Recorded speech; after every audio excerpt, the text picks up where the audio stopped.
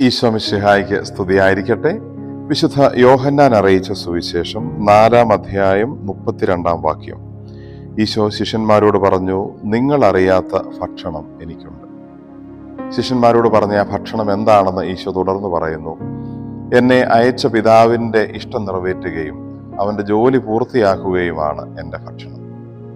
ഭക്ഷണം ശരീരത്തിന് ജീവൻ നിലനിർത്തുന്നതിന്, ജീവിതം മുമ്പോട്ട് കൊണ്ടുപോകുന്നതിന് ഏറ്റവും അത്യാവശ്യമുള്ള കാര്യമാണ്. അത് നമ്മൾ ഇഷ്ടപ്പെട്ട് ചെയ്യുന്ന, ഇഷ്ടപ്പെട്ട് എടുക്കുന്ന ഒരു കാര്യവുമാണ്. ഈശോ പറയുന്നു, എന്നെ അയച്ച പിതാവിൻ്റെ ഇഷ്ടം നിറവേറ്റുന്നതാണ് എൻ്റെ ഭക്ഷണം. ഭക്ഷണം പോലെ നമ്മളും ഇഷ്ടത്തോടെ, പ്രാധാന്യത്തോടെ കാണേണ്ട ഒരു കാര്യമാണ് ദൈവത്തിന് നമ്മളെക്കുറിച്ചുള്ള വിചാരവും നമ്മളെക്കുറിച്ചുള്ള ദൈവത്തിൻ്റെ പദ്ധതിയുമെന്ന് ഓർമ്മിപ്പിക്കുന്നു. ഈശോ ആ പിതാവിൻ്റെ ഇഷ്ടം തൻ്റെ ഏറ്റവും പ്രധാനപ്പെട്ട കാര്യമായി ഭക്ഷണം പോലെ കരുതിയതുപോലെ നമ്മളും നമ്മുടെ ജീവിത നിയോഗങ്ങളും ദൈവം നമ്മളിൽ നിന്ന് പ്രതീക്ഷിക്കുന്ന കാര്യങ്ങളും ഭക്ഷണം പോലെ ഏറ്റവും പ്രധാനമായി കരുതണമെന്ന് ഈശോ ഓർമ്മിപ്പിക്കുന്നു. ഭക്ഷണം നമ്മൾ ദിവസം പലതവണ ആവശ്യമനുസരിച്ച് കഴിക്കുന്നു.